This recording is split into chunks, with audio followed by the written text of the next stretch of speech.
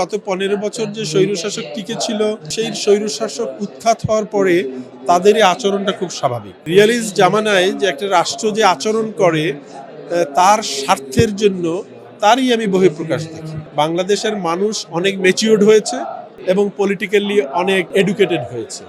তারা এটা বুঝে ভালো করে যে এই উস্কানিতে পা দেওয়া ঠিক হবে না।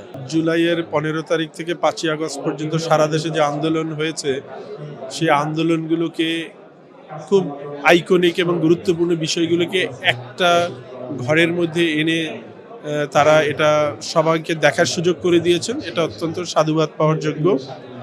দ্বিতীয়ত আমি ঢুকেই যে ওয়ালটা দেখলাম যেখানে অনেক শহীদদের নাম আছে এবং সবচেয়ে ইউনিক লেগেছে যে বাংলাদেশের ম্যাপটা যে অঞ্চলে যে শহীদ হয়েছে ওইখানে তার নাম দিয়ে ম্যাপটা করেছে।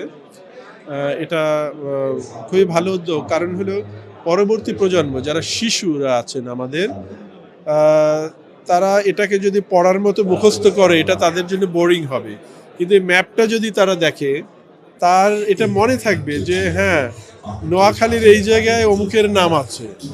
সো এইটা আগামী প্রজন্মের মধ্যে এই চেতনাটা ধরে রাখার জন্য এই মানচিত্রটা অত্যন্ত গুরুত্বপূর্ণ এবং তাদের মনে এটা গেঁথে থাকবে যে আমাদের পূর্ব প্রজন্ম একটি স্বৈর শাসককে বিতাড়িত করার জন্য জীবন দিয়েছিলেন কোনো কিছু পাওয়ার আশা ছাড়া। এটা একটা ভালো উদ্যোগ। আর এখানে কিছু ছবি দেখছি যে ছবিগুলো দেখলে স্বাভাবিকভাবে মন খারাপ হয়, কিন্তু আবার ভালো লাগে যে আমরা যে একটা স্বাধীন বাংলাদেশ পেয়েছি, দ্বিতীয়বারের মতো স্বাধীন বাংলাদেশ এদের জন্যই পেয়েছি। সো তাদের প্রতি আবারও শ্রদ্ধা জানাই এবং জানাতে ইচ্ছা করে। অন্যান্যদের চেয়ে একটু ব্যতিক্রম আমার ভাবনা, আমি এটা খুব স্বাভাবিক মনে করি। কারণ তারা যে আচরণটা করবে এইটাই স্বাভাবিক। কারণ গত ১৫ বছর যে স্বৈরশাসক টিকে ছিল এরা তাদের পৃষ্ঠপোষকতাই টিকে ছিল। কাজেই সেই স্বৈরশাসক উৎখাত হওয়ার পরে তাদেরই আচরণটা খুব স্বাভাবিক।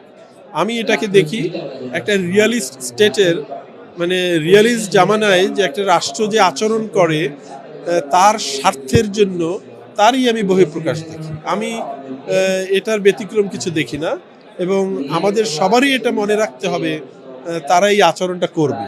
প্রশ্ন হলো আমরা কিভাবে এটাকে মোকাবেলা করব, সেটা একটা ভিন্ন আলোচনা। কিন্তু তাদের এই আচরণ নিয়ে আমি মোটেও ব্যথিত না, দুঃখিত না, কারণ গত ১৫ বছর ধরে তারা এই আচরণ করে আসছে।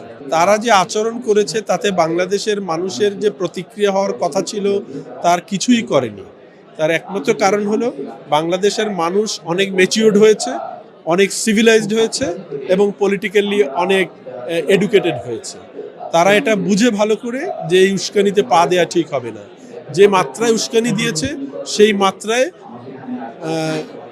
ব্যাপকভাবে কিছুই হয়নি বাংলাদেশে এবং বাংলাদেশের বিভিন্ন ধর্মাবলম্বী মানুষের মধ্যে সৌহার্দ্য এবং সম্পর্কের বিন্দুমাত্র অবনতি ঘটে নাই, বিন্দুমাত্র না। আইন শৃঙ্খলা পরিস্থিতি বলেন, বিন্দুমাত্র অবনতি হয় নাই এবং সকল ধর্মের মানুষ তার জায়গা থেকে তার সম্প্রদায়ের মানুষকে কন্টেইন করেছে, বুঝিয়েছে যেটা একটা প্রোপাগান্ডা। এবং আমি মনে করি বাংলাদেশের মানুষের ম্যাচিউরিটি এই জুলাই বিপ্লবের পরে আমাদের প্রতিবেশী দেশের মানুষের চেয়ে অনেক বেশি। কাজেই আমি অত্যন্ত আশাবাদী আমরা কারো উস্কানিতে পা দিব না এবং কারো উস্কানিতে পা দিয়ে আমরা আমাদের এই অর্জনকে ব্যর্থ হতে দিব না, যেটা অনেকেই চাচ্ছে।